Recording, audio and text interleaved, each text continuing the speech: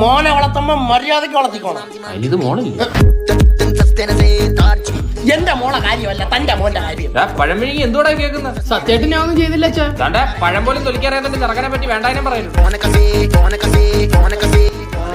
യവനല്ല എന്താ അച്ഛാ ഏതാ ഈ സ്ത്രീയും പുരുഷനും? നിനക്കറിയത്തില്ലടാ അവളെ. ചേട്ടന്റെ മോള നല്ല രസമുണ്ട്. പിന്നെ നീ വിളിക്കുന്ന പേരെന്തായിരുന്നു? ഈ ലുട്ടാപ്പി ഇന്നലെ എന്റെ വീട്ടിന്റെ മതില് ചാടി. രാത്രി പുറത്തിറങ്ങി പെടുക്കാൻ മടി കാരണം കട്ടിലിൽ പെടുക്കുന്നവനാണ് ഇവൻ. ഇന്നലെ കൂടെ നിന്റെ അണ്ടർവെയർ ഞാനാ കഴിയുന്നത്. അതെ ഇവൻ പിന്നെ ഇടാത്തൊന്നും കുഴപ്പമില്ല.